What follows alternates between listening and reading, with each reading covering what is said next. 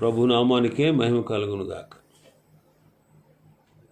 కూడి వచ్చిన మీ అందరికీ కర్మల ఆత్మీయ సహవాస సంఘ విశ్వాసులందరికీ మన ప్రభువును ఆయన ప్రియ కుమారుడునైన యేసుక్రీస్తు వారి శ్రేష్టమైన నామములో శుభములు మరియు అందరికీ వందనాలు. యెషయా గ్రంథం 1వ అధ్యాయాన్ని మనం ధ్యానం చేసుకుంటున్నాం. 1వ అధ్యాయంలో మనం గత దినం 2 వచనాలు మనం ధ్యానం చేసుకున్నాం. 3వ వచనాన్ని చదువుదాం. ఎద్దు తన కామందు నెరుగును, గాడిద సొంతవాని దొడ్డి తెలుసుకొను.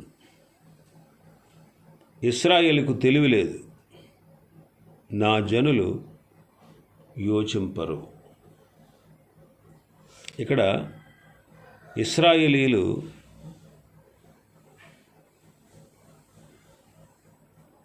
ప్రభు అంటారు 2వ వచనంలో, నేను పిల్లలను పెంచి గొప్పవారిగా చేశాను, కానీ వారు నా మీద తిరగబడ్డారు. ఇశ్రాయేలీలు తన ప్రజలు, వారి గురించి ఆయన మాట్లాడుతూ వారికి తెలివి లేదు, వారు యోచించుట లేదు అంటున్నాడు. వాళ్ళు ఎద్దు కంటే గాడిద కంటే కూడా అసహ్యమైన వారుగా ఉన్నారు అని మనం చదువుతున్నాం. ఎద్దు యజమానుని అంటే తన కామందుని, తనను పాలించేవాడిని, తన అధికారిని ఎరుగును. గాడిద తన యజమానుని దొడ్డే దానికి తెలుసు, కానీ నా జనులు యోచింపరు అంటాడు. ఎద్దు బలికి ఉపయోగపడేది, ఎద్దు బలికి ఉపయోగపడుతుంది. నిర్గమాకాండం 34వ అధ్యాయం 19వ వచనం, ప్రతి తొలిచూలు పిల్లయు నాది, నీ పశువులలో తొలిచూలుదైన ప్రతి మగది దూడయే కానీ గొర్రెపిల్లయే కానీ అది నాదగును. లేవీకాండం 1వ అధ్యాయం 5వ వచనం, అతడు యెహోవా సన్నిధిని కోడెదూడను వధించిన తరువాత యాజకులైన అహరోను కుమారులు దాని రక్తమును తెచ్చి ప్రత్యక్షపు గుడారం ఎదుటనున్న బలిపీఠము చుట్టూ ఆ రక్తమును ప్రోక్షింపవలను. కాబట్టి ఎద్దు బలికి ఉపయోగపడేది, కానీ గాడిద బలికి ఉపయోగపడదు. నిర్గమాకాండం 13వ అధ్యాయం 13వ వచనం చదివితే, ప్రతి గాడిద తొలిపిల్లను వెల ఇచ్చి విడిపించి దానికి మారుగా గొర్రె పిల్లను ప్రతిష్ఠింపవలను, అట్లు దానిని విడిపించని ఎడల దాని మెడను విరగదీయవలను అంటారు. ఎద్దు బలికి ఉపయోగపడుతుంది, గాడిద బలికి ఉపయోగపడేది కాదు. ఎద్దు ఆదాయాన్ని తెస్తుంది. సామెతల గ్రంథం 14వ అధ్యాయం 4వ వచనం, ఎద్దులు లేని చోట గాదెయందు ధాన్యం ఉండదు, ఎద్దుల బలము చేత విస్తారమైన వచ్చుబడి కలుగు. కాబట్టి ఎద్దు ఆదాయాన్ని తెచ్చేది. ఎద్దు విశ్వాసికి, గాడిద అవిశ్వాసికి గుర్తు. ఎద్దు విశ్వాసికి, గాడిద అవిశ్వాసికి గుర్తు. కానీ ఇక్కడ ఇశ్రాయేలీయులు ఎద్దు కంటే గాడిద కంటే కూడా అసహ్యమైన వారుగా ఉన్నారు. నేడు మన పరిస్థితి కూడా అలాగే ఉంది. ఆయన మనల్ని సృజించాడు, ఆయనే మనల్ని పోషిస్తున్నాడు, ఆయనే మనల్ని పెంచుతున్నాడు. అపోస్తుల కార్యములు 14వ అధ్యాయం 17వ వచనాన్ని చదివితే, అపోస్తుల కార్యములు 14:17, అయినను ఆయన ఆకాశము నుండి మీకు వర్షమును ఫలవంతమైన ఋతువులను దయచేయచ్చు, ఆహారము అనుగ్రహించుచు, ఉల్లాసముతో మీ హృదయములను నింపుచు, మేలు చేయుట చేత తన్ను గూర్చిన సాక్ష్యం లేకుండా చేయలేదని బిగ్గరగా చెప్పారు. ఏం చేస్తున్నారట ఆయన? వర్షాన్ని ఇస్తున్నాడు, ఋతువులు ఇస్తున్నాడు, ఆహారాన్ని ఇస్తున్నాడు, మన హృదయాలను ఉల్లాసంతో నింపుతున్నారు, మేలు చేస్తున్నారు.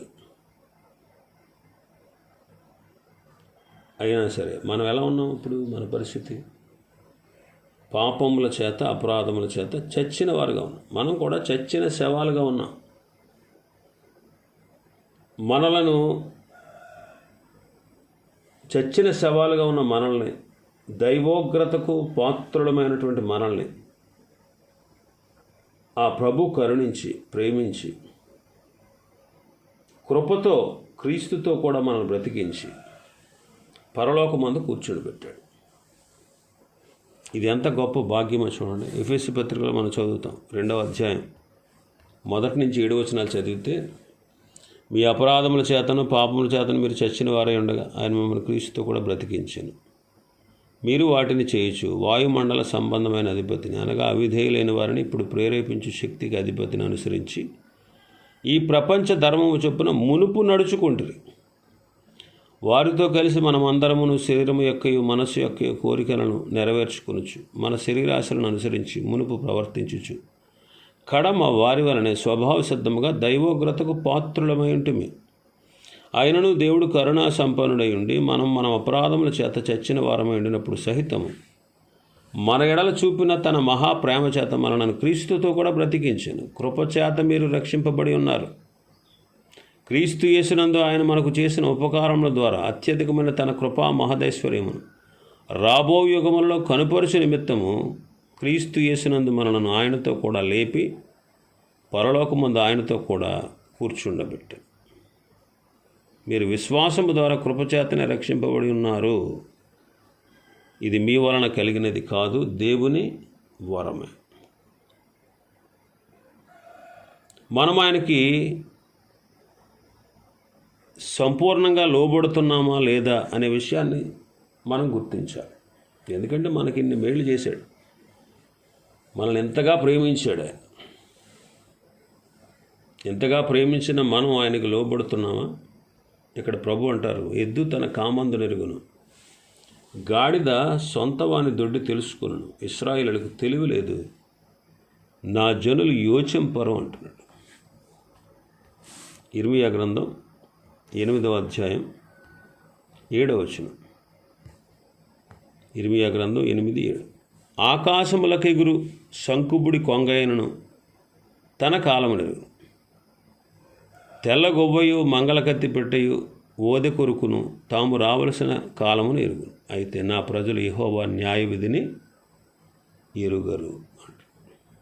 ఆకాశమునికి ఎగురు శంకుబుడి కొంగకైనా తన కాలం తెలుస్తుంది. పక్షులకి తమ కాలాలు తెలుస్తున్నాయి, కానీ దేవుని ప్రజలు యెహోవా న్యాయ విధిని ఎరుగరు అంటున్నాడు. యెషయా గ్రంథం 5వ అధ్యాయం 12వ వచనం. వారు సితార, స్వరమండల, తంబుర, సన్నాయిలను వాయించుచు ద్రాక్షారసము త్రాగుచు విందు చేయుదురు, కానీ యెహోవా పని యోచింపరు, ఆయన హస్తకృత్యములను లక్ష్య పెట్టరు అంటున్నాడు. 44వ అధ్యాయం 18వ వచనం. వారు వివేచింపరు, గ్రహింపరు, చూడకుండునట్లు వారి కన్నులకు అప్పబడెను, గ్రహించకుండునట్లు వారి హృదయములు మూయబడెను. ఈనాడు మనం దేవుని ప్రేమను తలపోసుకుంటున్నామా? ఒకప్పుడు భ్రష్టులం అండి, నరకపాత్రులం.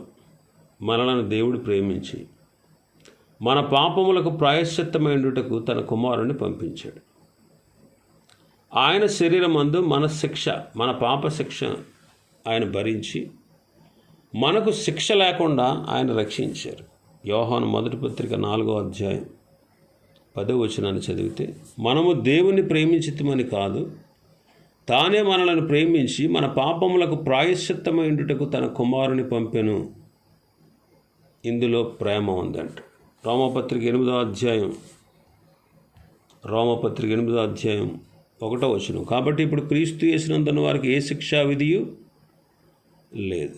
3-4 వచనాలు చదివితే, శరీరమును అనుసరింపక ఆత్మను అనుసరించి నడుచుకుని మన యందు ధర్మశాస్త్ర సంబంధమైన నీతి విధి నెరవేర్చబడవలెనని పాప పరిహారము నిమిత్తము దేవుడు తన సొంత కుమారుని పాప శరీరాకారంతో పంపి ఆ శరీరమందు పాపమునకు శిక్ష విధించెను.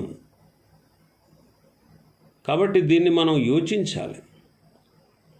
దీన్ని మనం యోచించి ప్రతి క్షణం ఆయనకు మనం లోబడాలి. ప్రభువైన యేసుక్రీస్తు వారు దేవునితో సమానముగా ఉండుట విడిచిపెట్టకూడని భాగ్యమని ఎంచుకోకుండా మనలను ప్రేమించి మనుష్య కుమారుడిగా అవతరించారు.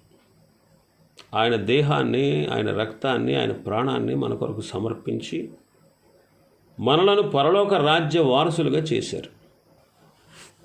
మరి అంతగా మనల్ని ప్రేమించినటువంటి దేవుణ్ణి ఆయనకి ఎలా లోబడుతున్నామో మనం? ఆకాశమునకు ఎగురు శంకుబుడి కొంగకైనా తన కాలం ఎరుగును, పక్షులకు తమ రావాల్సినటువంటి కాలం ఏంటో తెలుసు అంటారు. తమ కాలం ఎరిగిన పక్షులు వాటి కాలంలో వాటి పని జరిగిస్తూ ఉన్నాయి. వాటికి ఉంది జ్ఞానం, కానీ ఆయన పిల్లలకు జ్ఞానం లేదు. ఆయన తెలుసుకోవట్లేదు, ఆయన్ని అంగీకరించట్లేదు. యోహాను సువార్త 1వ అధ్యాయం 10-11 వచనాలు. ఆయన లోకములో ఉండెను, లోకము ఆయన మూలముగా కలిగెను, కానీ లోకము ఆయన్ను తెలుసుకోలేదు. ఆయన తన స్వకీయుల వద్దకు వచ్చాను, ఆయన స్వకీయులు ఆయనను అంగీకరింపలేదు. లోకములో ఉన్నాడు ఆయన. లోకమంతా ఆయన మూలంగా కలిగింది, కానీ లోకం తెలుసుకుంది ఆయన్ని? తెలుసుకోవట్లేదు. ఆయన తన స్వకీయుల వద్దకు వచ్చాడు, ఆయన స్వకీయులు కూడా ఆయనను అంగీకరించలేదు. కాబట్టి మనం యోచించాలి. నా జనులు యోచింపరు అంటున్నాడు ఆయన. నా జనులు అంటున్నాడు. యెషయా గ్రంథంలో చూస్తే 41వ అధ్యాయం 8వ వచనం నుంచి మనం చదివితే, నా సేవకుడు అయిన ఇశ్రాయేలు, నేను ఏర్పరచుకున్న యాకోబు, నా స్నేహితుడైన అబ్రాహాం సంతానమా, బూదిగంతముల నుండి నేను పట్టుకొని దాని కొనల నుండి పిలుచుకునేవాడా, నీవు నా దాసుడు అనియు, నేను నిన్ను ఉపేక్షింపక ఏర్పరచుకుంటున్నానియు నేను నీతో చెప్పి ఉన్నాను. నీకు తోడై ఉన్నాను. భయపడకము, నేను నీకు దేవుడినై ఉన్నాను. దిగులు పడకము, నేను నిన్ను బలపరుతును. నీకు సహాయం చేయబడను నేనే, నీతి అను నా దక్షిణ హస్తంతో నిన్ను ఆదుకొందును అంటాడు. ఇక్కడ చూడండి, ఈ వచనాల్లో ఏర్పాటు ఉంది, పిలుపు ఉంది, స్వాస్థ్యం ఉంది. దేవుడు ఏర్పాటు చేసుకున్నాడు, దేవుడు పిలిచాడు, దేవుడు తన స్వాస్థ్యంగా మనల్ని చేసుకున్నాడు. ఇశ్రాయేలీలు అంతే. ఇశ్రాయేలీలు దేవుని ఏర్పాటు, ఆయన పిలుపుతో ఆయన స్వాస్థ్యంగా ఏర్పరచబడ్డారు. ఇవి ఎంతో గొప్పవి, కానీ వాటిని వాళ్ళు యోచించుటలేదు, ఆలోచించుటలేదు. యోచించరు. యెషయా భక్తుడు అంటాడు, 5వ అధ్యాయం 12వ వచనాన్ని మనం చదివితే, 5:12, వారు సితార, స్వరమండల, తంబుర సన్నాయిలను వాయించుచు ద్రాక్షారసము త్రాగుచు విందు చేయుదురు గాని యెహోవా పని యోచింపరు, ఆయన హస్తకృత్యములను లక్ష్య పెట్టరు. 44వ అధ్యాయం యెషయా గ్రంథం 14వ వచనం నుంచి మనం చదివితే, ఒకడు దేవదారు చెట్లను నరకవలనని పూనుకొనును, శ్మశాన వృక్షమును కానీ, సరళ వృక్షమును కానీ, సింధూర వృక్షములను కానీ, అడవి వృక్షములో ఏదో ఒక దాన్ని తీసుకును. ఒకడు చెట్టు నాటగా వర్షము దాన్ని పెంచును, ఒకడు పోయి కట్టెలకు వాటిని ఉపయోగించును, వాటిలో కొంత తీసుకొని చలి కాసుకును, నిప్పు రాజబెట్టి రొట్టె కాల్చుకును. ఒక తుండి తీసుకుని దానితో ఒక దేవతను చేసుకొనొచ్చు, దానికి నమస్కారం చేయను, దానితో ఒక విగ్రహం చేసి దానికి సాగిలపడును. అగ్నిలో సగం కాల్చి ఉన్నాను, కొదువు సగంతో మాంసం వండి భక్షించాను, తిని తృప్తి పొందగా చలి కాచుకున్నాను. ఆహా, చలి కాచుకుంటేనే వెచ్చగా ఉందని అనుకొనుచున్నాడు. దానిలో మిగిలిన భాగంతో తనకు దేవతగానున్న విగ్రహమును చేసుకొనొచ్చు, దాని ఎదుట సాగిలపడుచు నమస్కారం చేయొచ్చు. నీవే నా దేవుడు, నన్ను రక్షింపమని ప్రార్థించను. వారు వివేచింపరు, గ్రహింపరు. చూడకుండానట్లు వారి కన్నులు కప్పబడను, గ్రహింపకుండానట్లు వారి హృదయములు మూయబడను. ఈ వచనాల్లో మనం చూస్తే వ్యర్థముగా ఆరాధన చేస్తున్నారు కానీ నిజ దేవుణ్ణి వారు యోచించుటలేదు. ఇర్మీయా గ్రంథం 4వ అధ్యాయం 22వ వచనం. నా జనులు అవివేకులు, వారు నన్ను ఎరగరు. వారు మూఢులైన పిల్లలు, వారికి తెలివి లేదు. కీడు చేయట వారికి తెలియను కానీ మేలు చేయుటకు వారికి బుద్ధి చాలదు. నా జనులు నన్ను ఎరగరు, నా జనులు అవివేకులు, మేలేంటో తెలియదు వాళ్ళకి అంటాడు. కాబట్టి మనం ఆలోచించాలి, మనం యోచించాలి. కీర్తనకారుడు అంటాడు 94వ కీర్తనలో, 94వ కీర్తన 8వ వచనం, జనులలో పశుప్రాయులారా దీనిని ఆలోచించుడి, బుద్ధిహీనులారా మీరెప్పుడు బుద్ధిమంతులవుదురు. హగ్గయి గ్రంథంలో మనం చదువుతాం. హగ్గయి గ్రంథం 1వ అధ్యాయం 6వ వచనం. మీరు విస్తారముగా విత్తనను మీకు కొంచెమే పండెను. మీరు భోజనము చేసినప్పుడు ఆకలి తీరక ఉన్నది, పానము చేయనప్పుడు దాహము తీరక ఉన్నది, బట్టలు కప్పుకున్న చలి ఆగకున్నది, పనివారు కష్టము చేసి జీతము సంపాదించుకున్నాను, జీతము సిరిగిపోయిన సంచిలో వేసినట్టున్నది. కాగా సైన్యములకు అధిపతి యెహోవా సెలవిచ్చినదేమనగా మీ ప్రవర్తనను గూర్చి ఆలోచించుడి అంటే, మీ ప్రవర్తనను గూర్చి ఆలోచించుడి. 2వ అధ్యాయం 15వ వచనం చదివితే, రాతి మీద రాయి ఉంచి యెహోవా మందిరము కట్టనారంభించిన మొదలుకొని ఆ వెనుక మీకు సంభవించిన దానిని ఆలోచన చేసుకొనుడి. 17-18 వచనాల్లో మనం 18వ వచనం చూస్తే, మీరు ఆలోచించుకోండి. మనం ఆలోచన చేయాలి. ఇక్కడ దేవుని విడిచిపెట్టినటువంటి ప్రజల్ని 4 రకాలుగా ప్రభు గర్దిస్తున్నాడు.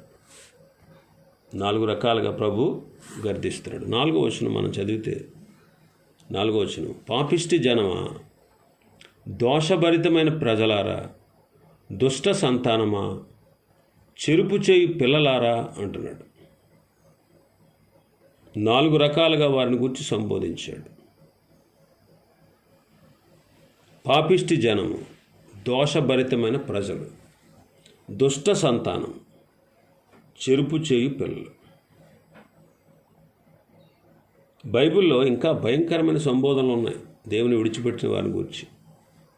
యెషయా గ్రంథం 57వ అధ్యాయం 3వ వచనం, మంత్రప్రయోగపు కొడుకులారా, వ్యభిచార సంతానమా, వేశ్యా సంతానమా అంటాడు ఇక్కడ. జెఫన్యా గ్రంథం 2వ అధ్యాయం 1వ వచనం చదివితే, సిగ్గుమాలిన జనులారా అంటాడు. యాకోబు పత్రిక 4:4లో వ్యభిచారుణులారా అంటాడు. కాబట్టి ఇలాగా దేవుని విడిచిపెట్టినటువంటి వారిని ప్రభు సంబోధిస్తూ ఉన్నాడు. పాప భారంతో ఉన్నటువంటి ప్రజలు, ఆయన విసర్జించినటువంటి ప్రజలు, ఆయన నుంచి తప్పిపోయినటువంటి ప్రజలను మనం చూస్తున్నాం. వారు ఆయన విసర్జించారు. ద్వితీయోపదేశకాండంలో అంటాడు, ద్వితీయోపదేశకాండం 29వ అధ్యాయం 25వ వచనం మనం చదివితే, మరియు వారు వారి పితరుల దేవుడైన యెహోవా ఐగుప్తు దేశం నుండి వారిని రప్పించిన తర్వాత ఆయన తమతో చేసిన నిబంధనను వారు నిరాకరించారు. నిబంధనను నిరాకరించారు. 31వ అధ్యాయం 16వ వచనం చదివితే, ద్వితీయోపదేశకాండం 31:16, యెహోవా మోషేతో ఇట్లనను, ఇదిగో నీవు నీ పితరులతో పండుకొని పోచున్నావు. ఈ జనులు లేచి ఎవరి దేశమును తాము చేరి వారి నడుమునందులో ఆ జనుల మధ్యను వ్యభిచారులై ఆ అన్యుల దేవతల వెంట వెళ్ళి నన్ను విడిచి నేను వారితో చేసిన నిబంధనను మీరుదురు. అన్య దేవతలను, విగ్రహాలను పూజించుట ద్వారా వారు ఆయన్ని విసర్జిస్తారు. విసర్జించడమే కాదు, వేరే వారిని ఆశ్రయిస్తారు. అందుకే ఇర్మీయా గ్రంథం 2వ అధ్యాయం మనం చదువుతాం. ఇర్మీయా గ్రంథం 2వ అధ్యాయం 13వ వచనం, నా జనులు 2 నేరములు చేసి ఉన్నారు. జీవజలముల ఓటైన నన్ను విడిచి ఉన్నారు, తమ కొరకు తొట్లను అనగా బద్దలై నీళ్లు నిలవని తొట్లను తొలిపించుకుని ఉన్నారు. ప్రభువుని విడిచిపెట్టారు, వేరే వారిని ఆశ్రయించారు. అయితే ఆయన ఎవరైతే విసర్జిస్తారో వారిని దేవుడు విసర్జిస్తాడు. 17వ వచనంలో మనం చదివితే ఇర్మియా గ్రంథం 2:17లో, నీ దేవుడని యెహోవా నిన్ను మార్గములో నడిపించుచుండగా నీవు ఆయనను విసర్జించటం వలన నీకు నీవే ఈ బాధ కలుగజేసుకుంటువి.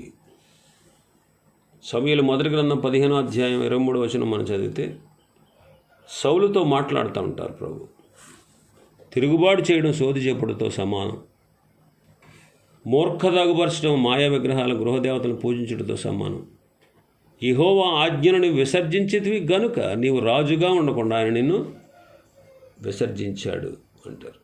న్యాయాధిపతుల గ్రంథం 16వ అధ్యాయం 20వ వచనాన్ని మనం చదివితే యెహోవా ఎడబాసెను,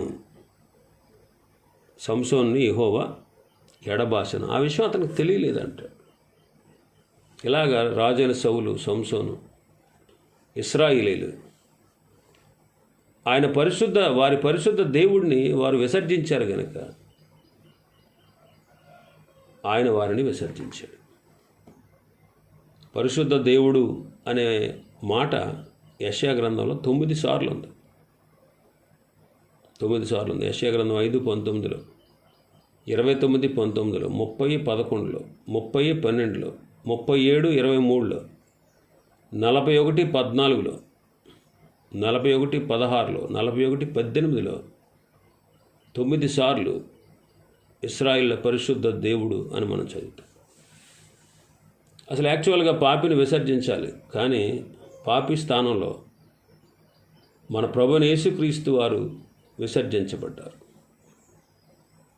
ఈనాడు పాపికి దేవునితో సమాధాన స్థితిని కలిగించారు. అయితే మనం ఒప్పుకోవాలి. ఎవరైతే పాపాన్ని ఒప్పుకుంటారో వాళ్ళనే దేవుడు కరుణించి కృపచేత రక్షిస్తాడు. అయితే పాపాన్ని ఒప్పుకునేవాడు కావాలి, తన తప్పిదాన్ని తెలుసుకునేవాడు కావాలి. కానీ జనులు యోచించట్లేదు. నా జనులు యోచించరు అంటాడు ఆయన. నా జనులకు తెలివి లేదు. పాపిష్టి జనముగా, దోషభరితమైన ప్రజలుగా, దుష్ట సంతానముగా, చెరుపు చేయి పిల్లలలాగా తయారై వారు శ్రమ తెచ్చుకున్నారు. యెహోవాను విసర్జించారు. ఇశ్రాయేలు యొక్క పరిశుద్ధ దేవుని వారు దూషిస్తున్నారు. ఆయనను విడిచిపెట్టారు, దూరంగా తొలగిపోయారు. అందుకే మీకు శ్రమ అంటున్నాడు 4వ వచనం. పాపిష్టి జనమా, దోషభరితమైన ప్రజలారా, దుష్ట సంతానమా, చెరుపు చేయి పిల్లలారా మీకు శ్రమ. ఎందుకంటే వాళ్ళు దేవుని విసర్జించారు, ఆయన నామాన్ని దూషిస్తున్నారు, ఆయనను విడిచిపెట్టి తొలగిపోయారు. ఇది ఒక్క యోధా వారి పరిస్థితి మాత్రమే కాదు, లోకము యొక్క తీరంతా ఇదే. రోమపత్రిక 3వ అధ్యాయంలో చదువుతాం కదా. రోమపత్రిక 3వ అధ్యాయం 9వ వచనం నుంచి మనం చదివితే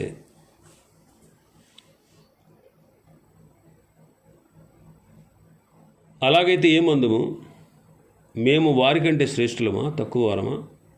ఎంత మాత్రము కాదు. యూదులేమి, గ్రీసు దేశస్థులేమి అందరూ పాపములకు లోనే ఉన్నారని ఇంతకుముందు దోషారోపణ చేసి ఉన్నాం. ఇందును గూర్చి వ్రాయబడిన సంగతి ఏమనగా, నీతిమంతుడు లేడు, ఒక్కడును లేడు, గ్రహించేవాడు ఎవడనూ లేడు, దేవుని వెదకువాడు లేడు, అందరూ త్రోవ తప్పి ఏకంగా పనికి మాలిన వారయ్యారు. మేలు చేయువాడు లేడు, ఒక్కడైనా లేడు. వారి గొంతుగా తెరిచిన సమాధి, తమ నాలుకలతో మోసం చేదురు, వారి పెదవుల కింద సర్పవిషం ఉంది, వారి నోటి నిండా శపించుటయు పగయు ఉన్నవి, రక్తము చిందించుటకు వారి పాదములు పరుగులెత్తుచున్నవి, నాశనము కష్టము వారి మార్గంలో ఉన్నవి, శాంతి మార్గం వారు ఎరగరు, వారి కన్నులు ఎదుట దేవుని భయము బొత్తిగా లేదు. ఇలా ఉంది లోకం తీరు. కాబట్టి దేవుని పవిత్ర వెలుగులో మానవ స్వభావం అత్యంత పాపభూయిష్టంగా కనిపిస్తుంది. అలాగుంది దేవుని ప్రజల యొక్క తీరు. ఇంకా చాలా విషయాలు ఉన్నాయి. ప్రభు చిత్తమైతే రేపటి దినం మరికొన్ని విషయాలు మనం ధ్యానం చేసుకుందాం. దేవుడి వర్తమాన వాక్యాన్ని మన వినికిడిలో ఆశీర్వదించునుగాక. ఆమేన్. ప్రార్థన చేసుకుందాం.